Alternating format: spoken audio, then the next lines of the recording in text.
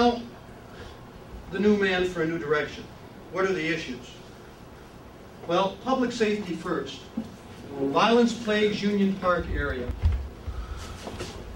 City confirms park vandalism on the rise. Woman found dead in duplex. Public safety is the most important issue. Police, fire and ambulance, streets, picking up the garbage. That's the nuts and bolts of municipal government. Now, I like quality of life issues, museums and libraries, and maybe even the trolley. But you can't have quality of life if you don't have public safety first. And I think the current philosophy of the current administration is reversed. You don't spend $15 million on a Civil War museum, $6.2 million on a public museum, another $2 or $3 million on a dinosaur museum, $7 million on a new library on the southwest side, if you're going to neglect what is really the nuts and bolts of a city, which is public safety first.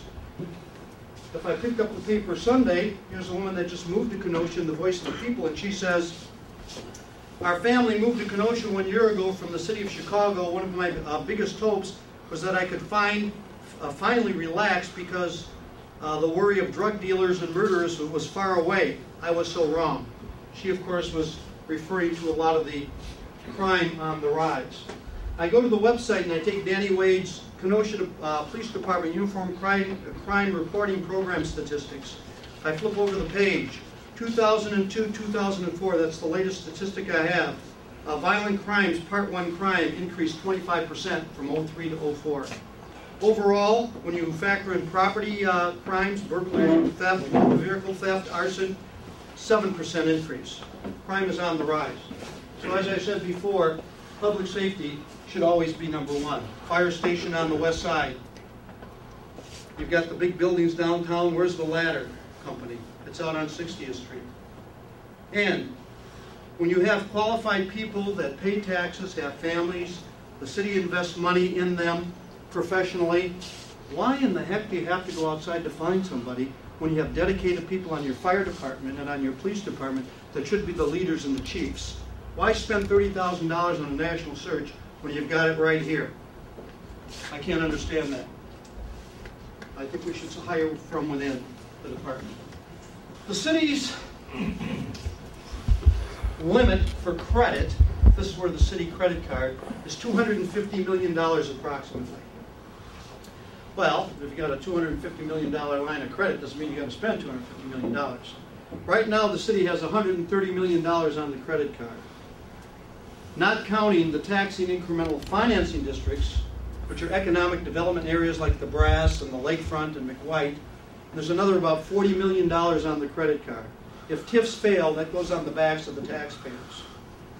Also, in the $66 million budget in the city of Kenosha, we're carrying about a 20% reserve. In other words, they're taxing you to put money in a reserve because if something happens, you don't want to go back to the well and borrow more money. So they're taking more money out of your pocket in taxes. The rule of thumb is if you go to Moody's or any bonding service, 2 to 5% should be the reserve. 2 to 5%, which would be $3.3 million. The city is currently carrying $6.6 million in the undesignated budgeted surplus or working capital account. In addition to that, they're carrying $7 million in a reserve fund. And this is a rainy day fund that if this pollution comes leaching to the front, who's going to have to pay to clean that up? So you better maintain a reserve fund if something goes wrong. I think that we're spending too much. We're spending too much for the wrong reasons. Maybe fire station on the west side. When you remodel a library, does it require a $7 million overhaul where you build literally a new library? I don't think so. Now, if you look what's happened, one of the reasons why I'm running for mayor, I got my tax bill. The schools are the largest taxing body on your real estate tax. They're 3 times as large as the city. And then you have the county, and you've got the state, you've got Gateway, and you've got the city. Since I've lived here for 30 years, I always pay more money to the schools, but I should because they're 3 times larger. Well, for the last 2 years, I'm paying $300 more in taxes to the city than I am to the schools.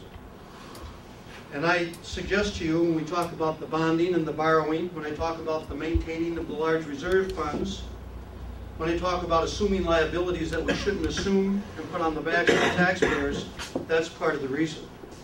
Last point. Business park plan. This is a good way to develop a TIF. Pay as you go. TIF is called a taxing incremental financing district. The state of Wisconsin lets cities use that as an economic development tool, realizing that if they don't set that district up, people wouldn't develop the area. So you take 7% of your total assessed valuation, which is $5.5 billion for the city, and you can put that aside as a TIF. So all the taxes that are generated there, instead of going to the schools and the county and Gateway and the state and the city, all those taxes go back to the city for 25 years to pay for the improvements that are necessary. Lights, sewer, streets, any improvements the city has to bond for. Now this is a good way to use the TIF, finally, is where the developer will use the taxing interest power of the city. They could use the city's bond rating, get lower interest on the loan, but they're paying for everything. So the increment that they develop, the buildings that are built that can be taxed, they take that money and they pay for it, but we don't have to pay for it. This is a good way to use it. But the way the current administration has been using it, you never build non-taxed property in a TIF. It goes against the purpose because you want to expand your tax base, you want to create jobs. So when you build a $15 million museum and a $6 million museum in a TIF, and a $1.3 million trolley garage, and a $13.3 million bus garage on 39th Avenue in a TIF, and 7 baseball diamonds in a TIF, that's misuse of what a TIF is for. This is development that you're putting on the credit card that you can't recapture to grow tax base. So you don't have to shift the burden of tax on the backs of other taxpayers in the city of Kenosha. So, what I'm proposing, ladies and gentlemen, is that I feel I'm a new man for a new direction. I think that the priorities are wrong, and I want to change things, but I can't unless I have the help of you and other good citizens of Kenosha.